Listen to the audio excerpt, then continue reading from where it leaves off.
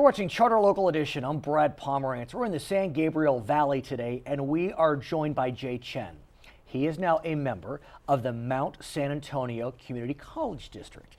He recently chose to give up his seat voluntarily at Hacienda La Puente's Unified School Board, ran for this seat, took on an incumbent, and won.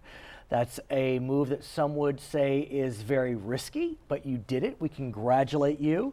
How'd you do it? Well, there was a lot of hard work. There was a lot of walking involved. I knocked on over 1,500 doors myself over the course of 100 days.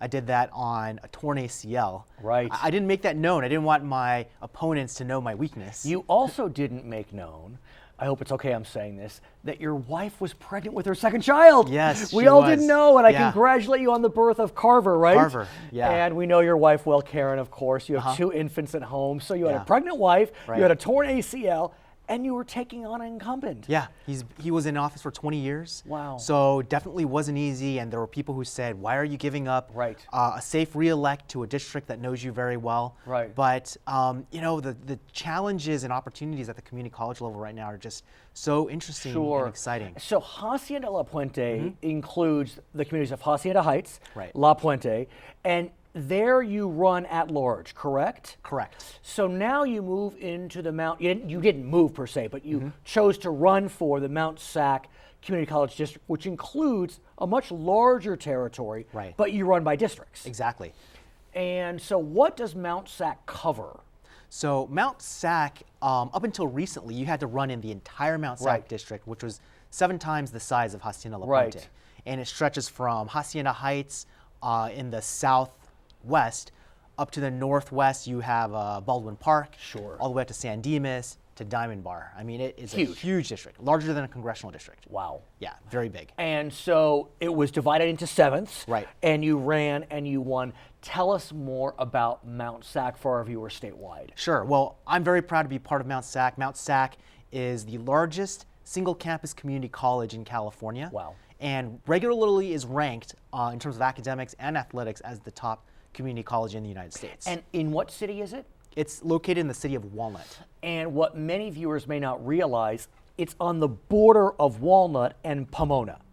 What's right next to Mount Sac in Pomona? Oh, Cal Poly Pomona. Cal Poly Pomona. Yeah. Talk about perfect. Right. Because for many students, the goal, not all, is to transfer from a 2-year to a 4-year. Right. And how convenient that Cal Poly is right there, and it's hard to deny, sir, that Cal Poly is one of the crown jewels of the Cal State system. Oh, absolutely. And so I gotta think that you have a lot of synergies going on, do you? We do. So one example is our horticulture program at Mount Sac is one of the strongest, easily one of the best at the community college level. And Cal Poly also has a fantastic horticulture program. So people regularly go from Mount Sac to Cal Poly along that path. Do you have a transfer agreement in place with Cal Poly? Do you know? We do. We have. There's an acknowledgement. There's a very close relationship between the two universities, and now that type of relationship is being expanded between community colleges and Cal States and UCs I mean, I would more broadly. hope, because it's it's right next door. Yeah. Literally, not metaphorically. There's nothing in between us. And so, there are many institutions like you described where they have these transfer agreements. So a student knows, if I take these classes and get these grades, my admission is automatic. Yes. And so you have that in place. We have that kind of program, yeah. So you mentioned, sir, that Cal Poly as well as Mount Sac has this outstanding horticulture program. And what we've learned recently is that some community colleges have some really unique programs. And because of their uniqueness, folks have said, well, why can't these students get bachelors?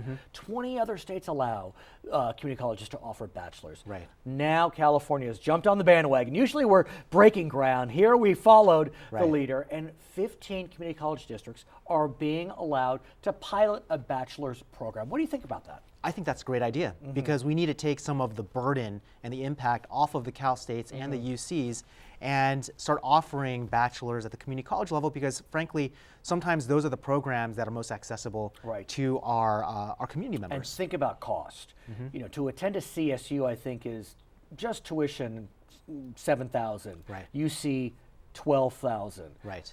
To get a bachelor's degree at a community college, I understand will be 10,000 total. Right. Total. Yeah. That's less than a year at the UC system. I mean, that's a bargain you can't pass up. Yeah, exactly. And we're going to provide bachelors in fields that aren't in direct competition. So let's talk about that, because that you bring up a very wise point. So the CSU and UC system were a bit nervous when Senator Marty Block brought this bill. In fact, they defeated it twice, but ultimately it passed. And what the bill said is that there can be no duplication between any community college major that leads to a bachelor's and any CSU or UC major. What do you make of that? Well, I think there is a lot of people are very protective of their territory, Which I understand. and they're protective of their funding. And so I think that makes sense. We do have a 3-tier system.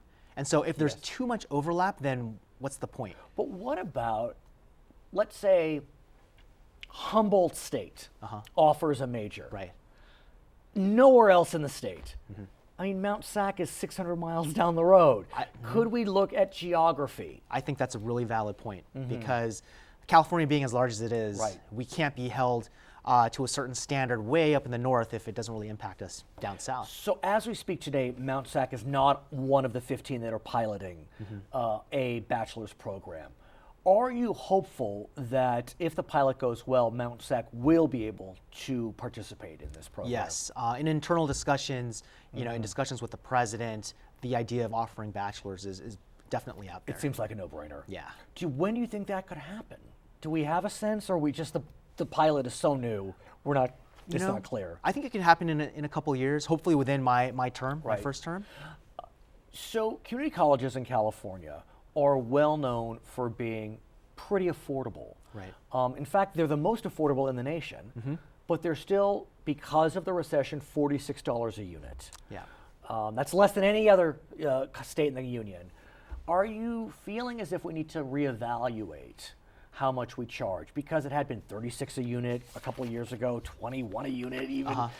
Do we need to reevaluate the cost? I think we should and take a much broader look. Right now, President Obama has proposed making community colleges completely free. Right. And the fact is that Mount Sac, 60 to 70% of our students already attend on the governor's waiver. Right. Meaning they're going for free. What about looking at a program whereby if you live in the Mount Sac territory, you can go to Mount Sac for free for a semester through an endowment or through some type of, there are other institutions. Cuesta does that. Right. Long Beach City does that. Is that something you're looking toward?